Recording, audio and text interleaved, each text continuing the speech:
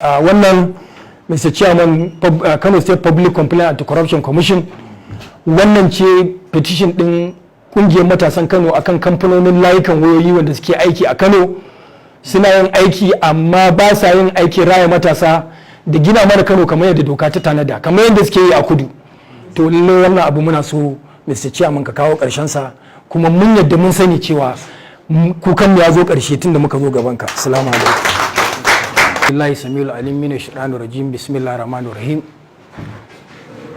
Kungiyar matasan Kano, kungiyar matasan Kano, gwagwarmaya, yanci. Kungiyar matasan Kano, gwagwarmaya, yanci. Kungiyar matasan Kano, gwagwarmaya, yanci. Mr. Chairman, Mr. Acting Chairman, Kano State Public Complaint Anti-Corruption Commission, Barrister Mahmoud Balarabe, members of directors here present, the protocol, members of the Metropolitan Local Government, executive members of Kungiyar Matasan Kano. We decided not to bring the 44 local government actually. Alaji Lamin Dantata, leader of the elders, all protocol observed, members of the media. Assalamu alaikum wa rahmatullah. Mr. Chairman, first of all, I will give you a little background about Kungiyar Matasan Kano. Advocacy organization is an organization that was created to front for issues that concern the youth of Kano State, especially when we study and find out that many of the youth in other parts of Nigeria have already left us behind on issues of youth development and other public goods. It is in view of this that we decided to come up with Kungiyar Matasan Kano to fill the gap in advocacy, in letting the authorities, the people of Nigeria, the people of Kano to know that the youth are fully represented this time around on issues that concern them. Kungiyar Matasan Kano is using the law, the provisions of the law to achieve its objectives, its aims and goals. Among some of the activities we have taken in the past, in the last 1 year, Kungiyar Matasan Kano was created about 1 year, 3 months now, 6 months, March 2020. Within the activities, there was an issue that came up on the federal government special public works scheme, where the president ordered for the temporary casual employment of unemployed youth in the 774 local government of Nigeria, where Kano State was allocated 1,000 each at each of the 44 local government. It was during that time, since Kungiyar Matasan Kano already has structure in 44 local government, decided to call on the leadership to contact the coordinators of that SPW program scheme of the federal government, which they call Special Public Works Scheme. And what we discovered was very alarming, very unfortunate, because members of Kungiyar Matasan Kano is a mix of people who come from various backgrounds. We are not engaged in any partisan politics. We are only engaged in the politics of development of the youth.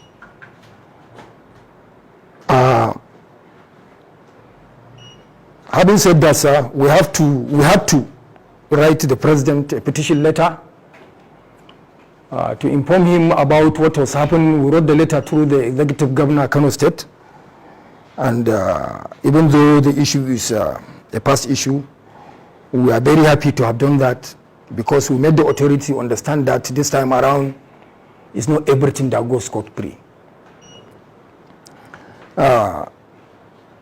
once again, last time, some 8 months ago, 2 of our youths were brutally killed at Sharada of Kano Municipal Local Government by the police, the anti-daba. And the Kano Municipal chapter had to write a petition letter to the Inspector General of Police to call his attention to the many killings of the youth, unnecessary killings that are taking place, that the youth this time around have decided not to take it again, but to make sure that they report to appropriate authorities so that actions of the law can be taken.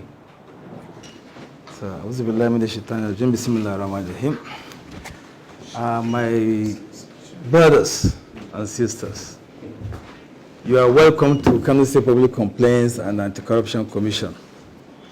Let me first of all give my thanks to Almighty Allah for making it possible for all of us to be here today, and then for making it possible for the commission to sit with a very important and august association like the Kungiyar Matasan Kano Advocacy Organization. It is indeed, I think I will call it an honor to be, discussing issues of development with you, because I've never met an NGO that is as progressive, that is as very important as this Kungiyar Matasan Kano. Because your organization cuts across so many issues, and I can see that your aim is to see that the rights of youths, the rights of people who live in Kano, not only the citizens of Kano, are highly safeguarded and protected, and you want to see development come into the youth of Kano State. That is your target, and not any other thing, from the way I see it. And that's why I'm very, very happy today. That's why I say that I've never met an organization that is as important and as very, very crucial to the development of youth in Kano like your organization.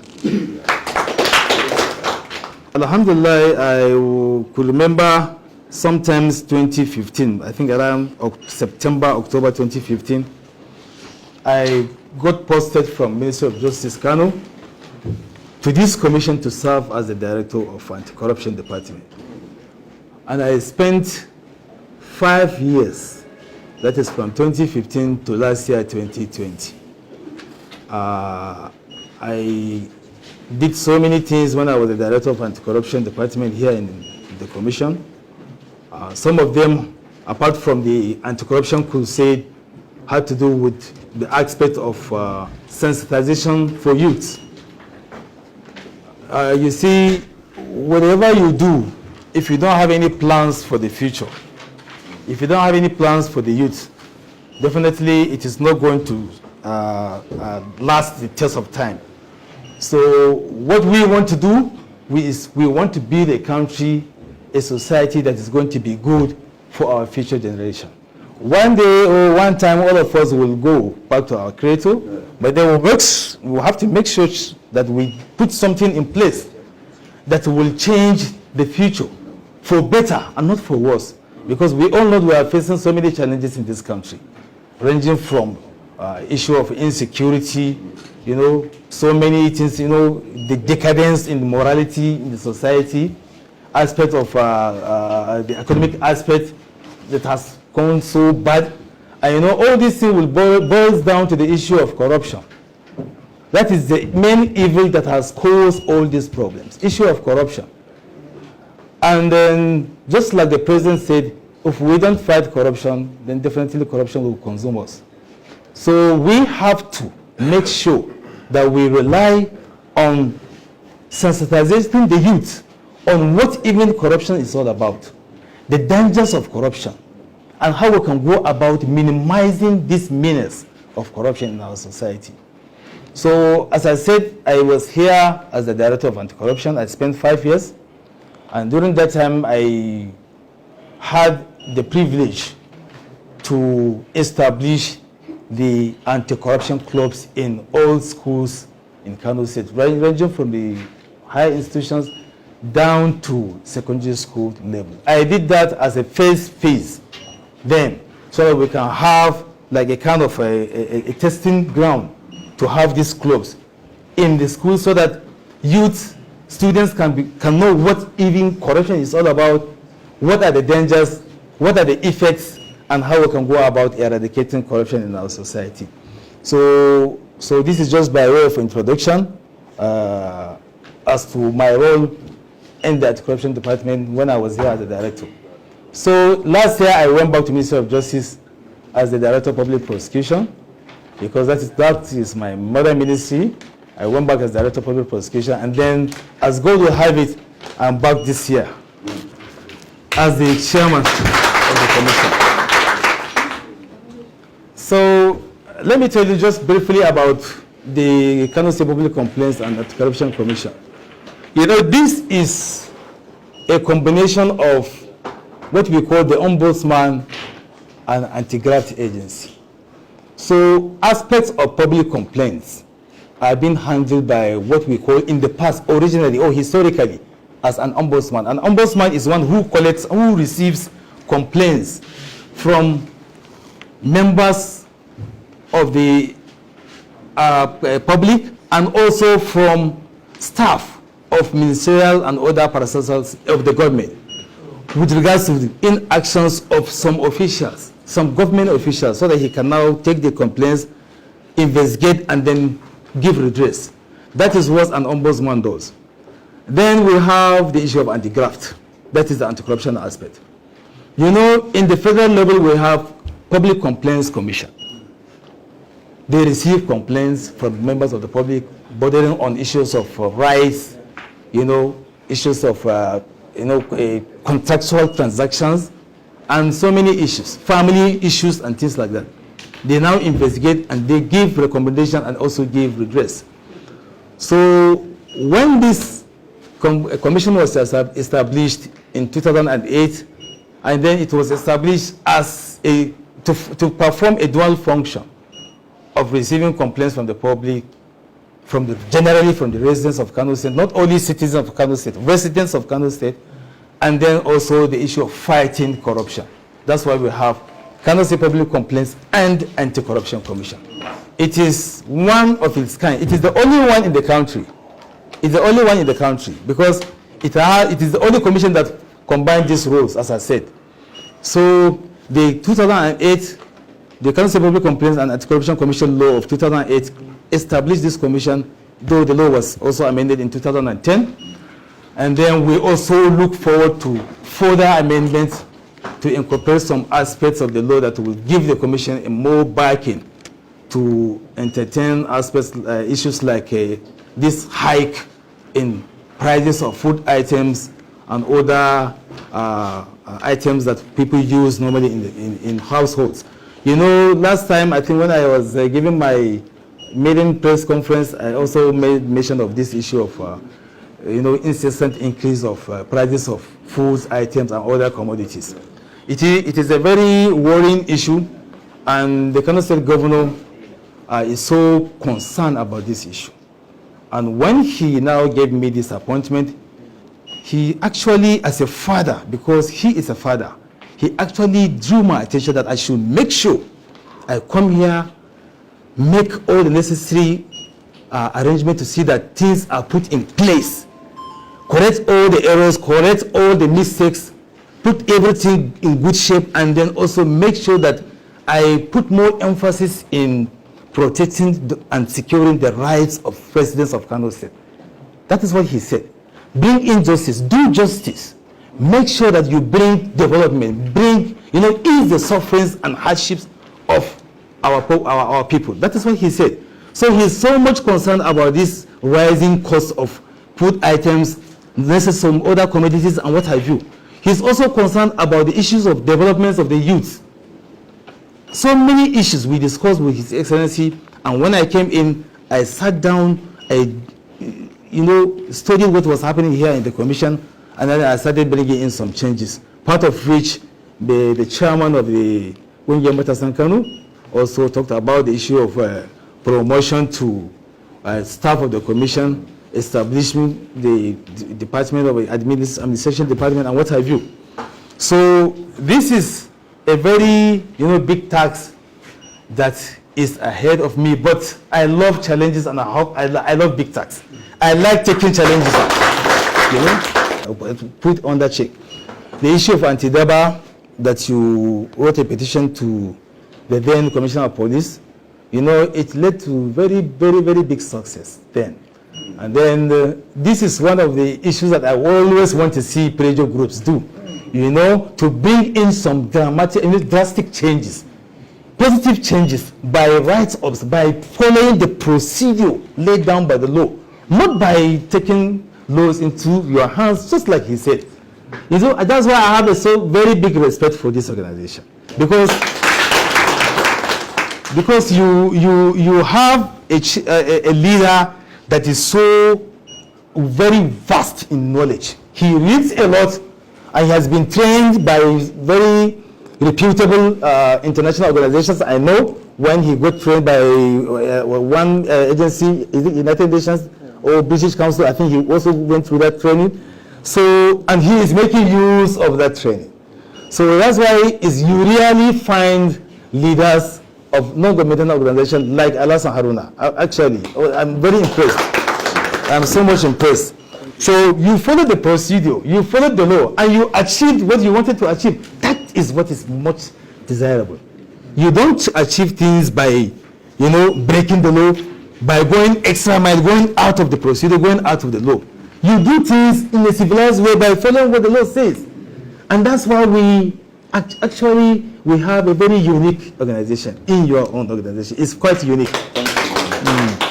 Increase in food items and other communities, because this is what is definitely disturbing our community now. This is what is disturbing everybody now. You go to the market today, you buy something with 1,000 naira. If you go tomorrow, that 1,000 naira cannot buy what you just bought yesterday. So this is one area that, inshallah, we want to make sure we look at the law first. And that is why I say we have to, review the law. Because in the past, there was a time we did this during Ramadan period in 2020, when I was also here as Director of Anti-Corruption. We started with the manufacturers of sugar, and then some other manufacturers of rice. And then we also arrived at an agreement that the prices of one bag of rice and bag of sugar should not exceed so amount. I was the one that even drafted the agreement, and they all signed. Then you see there was we didn't rely on, maybe we didn't rely much on the law actually, because there is no any law that even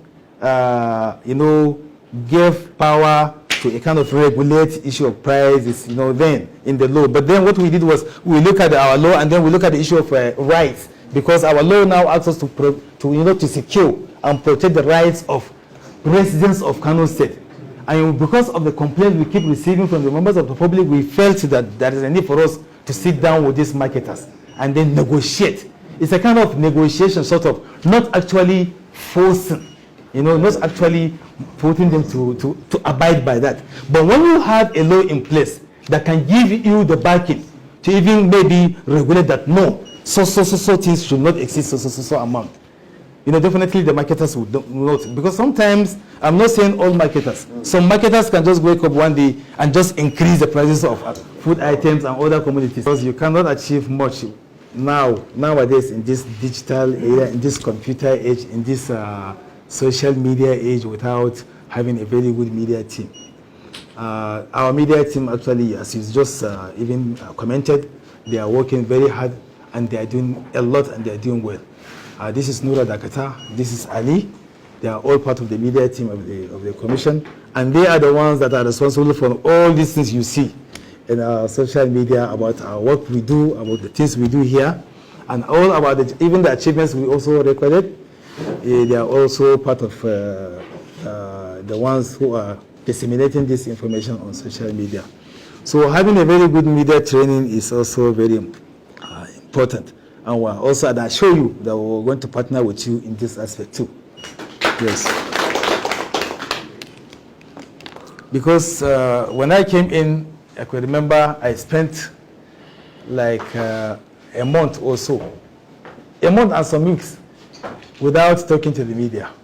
They kept coming. I said, just hold on. Give me time, I will talk to you. At first, they thought I don't want to talk to journalists. It was when I sat down and I gave my maiden press conference, I made that clear. I said I had to sit down and study the commission first and see where I can, make some amendments, and then also see how I'm going to achieve my target. So